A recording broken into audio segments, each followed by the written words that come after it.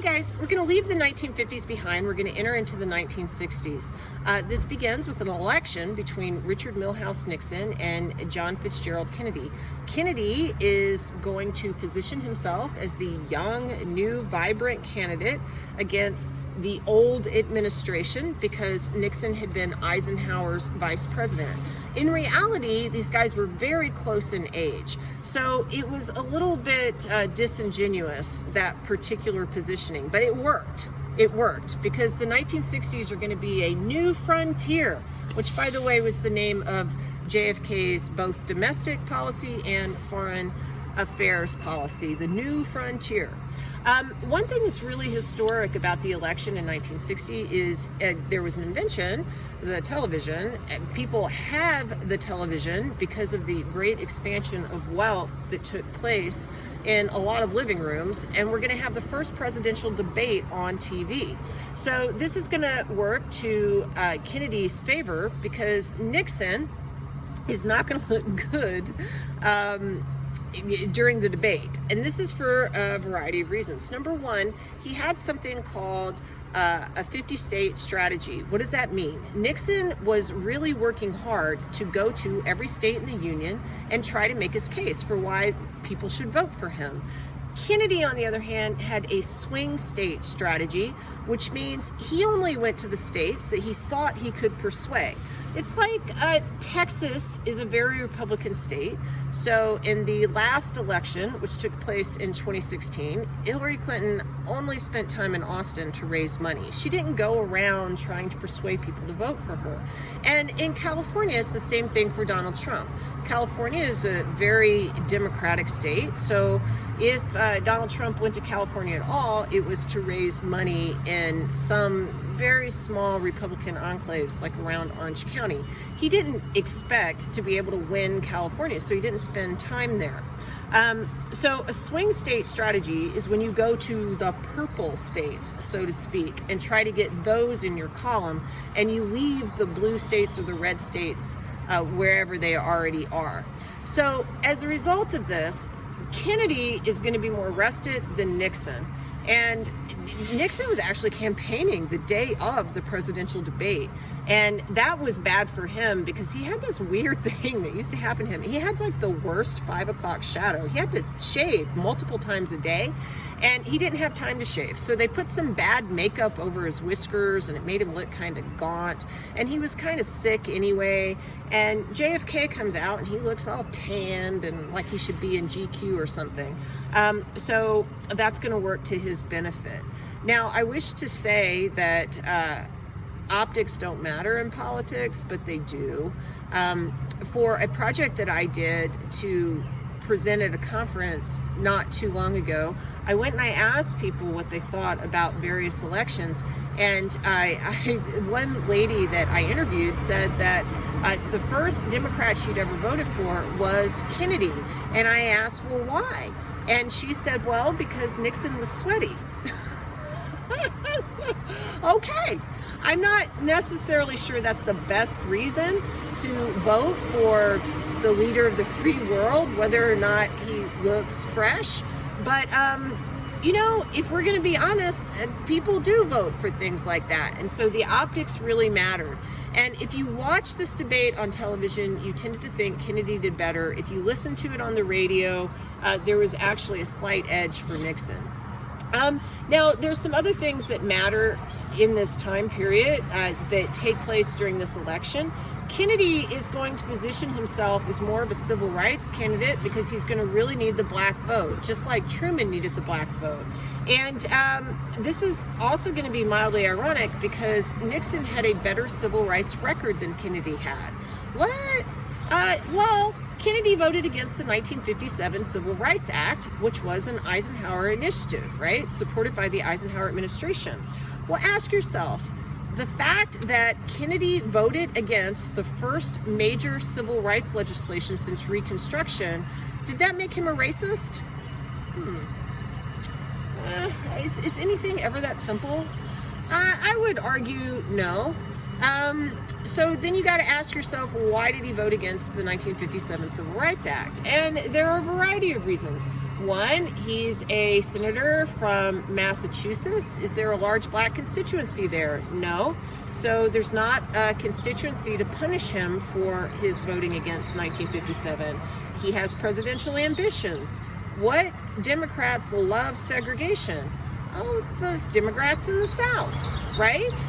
So Kennedy, as a New England politician, has a lot of Southerners who look at him a little askew, and he doesn't want to make them mad. He knows he's going to run for president, and so I think that is one reason why he votes against this act. It's purely political. At least that's my analysis of it. So in 1960, how does he kind of rectify this? Well, one thing that he does is Martin Luther King Jr. gets arrested in Atlanta. By then, he's already a prominent civil rights activist. He'd gotten well established in the 1950s. The civil rights movement is well underway. And Bobby Kennedy, who was running JFK's campaign, said, "Hey, brother, we need to do something about this, and we can use it in the campaign." So they use their connections and they get MLK out early, and then JFK does something that ends up being very widely publicized. He calls Coretta Scott King and he expresses sympathy for the ordeals of her husband.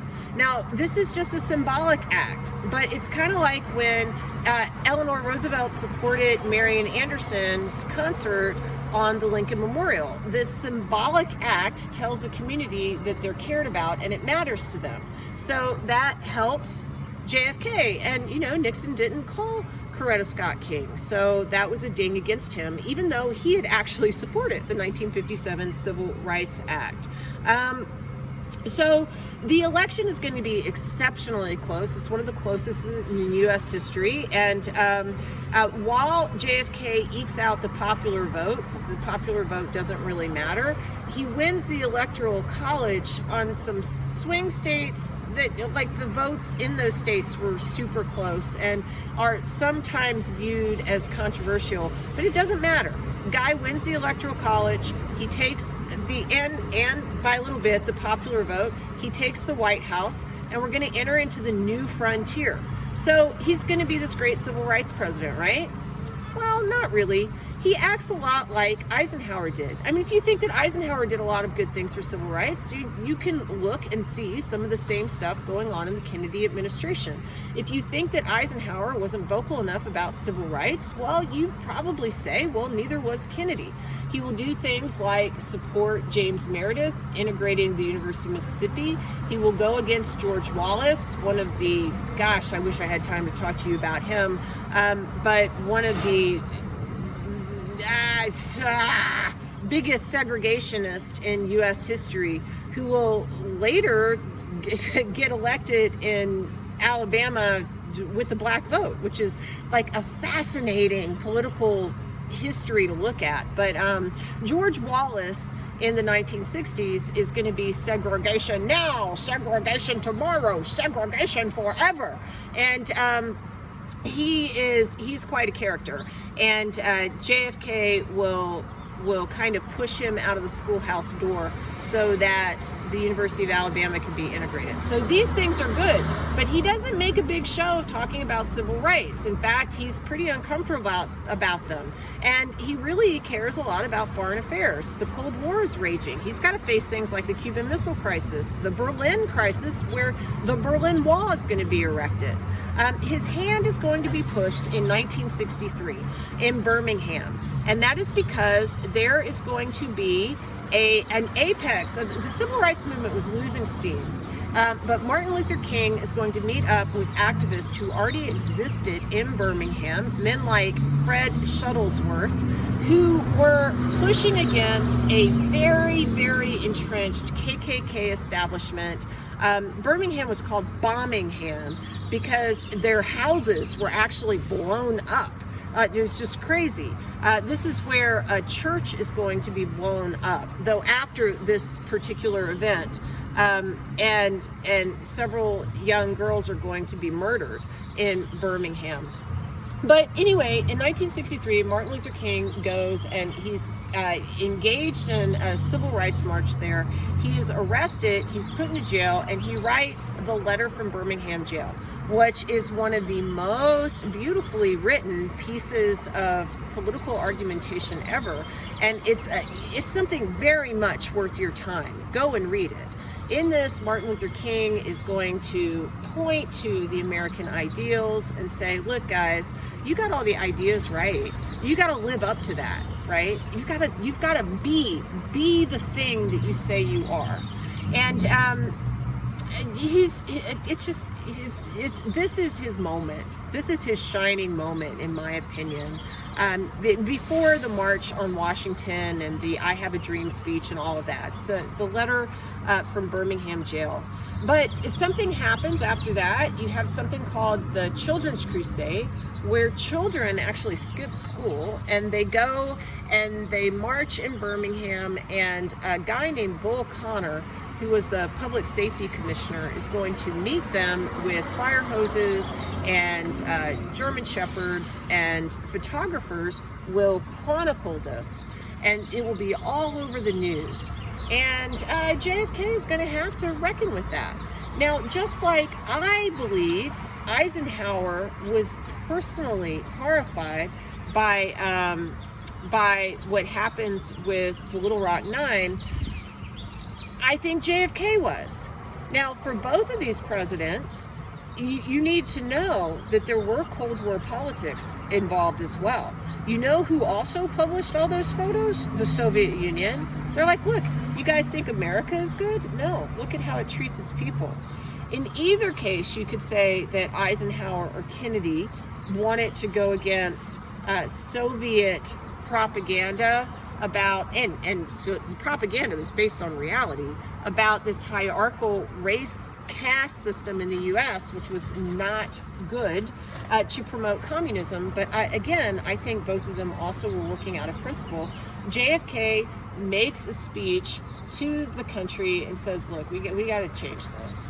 And he's going to start to formulate what will turn into the 1964 Civil Rights Act. But guys, JFK was not an experienced legislator, and he was not always very effective at getting certain things passed. I'm going to be really blunt. The thing that I think that JFK did for the civil rights movement that was most important was he got assassinated. And that sounds like really cold on my part. But see, this is the thing. The 1964 Civil Rights Act, the thing that will become that legislation was tied up in committee by segregationists. They were not going to let it get a vote on the floor. But then JFK dies, and in 1963, not that long after he proposes this, sorry, loud motorcycle, not that long after he proposes this, and LBJ, much to his credit, Lyndon Baines Johnson is going to become the president, and he is going to use this moment to change the country. Now, that he's going to go out and he's going to say, look, this guy died, and how better can we honor him than to push forward some of this legislation that Congress has been stopping. And that included what becomes the 1964 Civil Rights Act. I mean, LBJ was a master of the Senate. He knew how to push the levers, and he uses JFK to get it done. And that is in part why I think many people remember JFK as a great civil rights leader. And again, I'm not trying to denigrate Kennedy at all, but if you look closer at the history, it's kind of an interesting march towards memory as opposed to history. Anyway, it's something worth thinking about. So the apex of the civil rights movement is in 1963. That's followed by things like the March on Washington. Then you end up having the 1964 Civil Rights Act, which actually kills Jim Crow. We're no longer allowed to have segregation, even private businesses. Then that's followed by the 1965 Voting Rights Act. If we were in a regular classroom, we would talk a lot more about these things. I hope that you look deeper into them. All right, bye.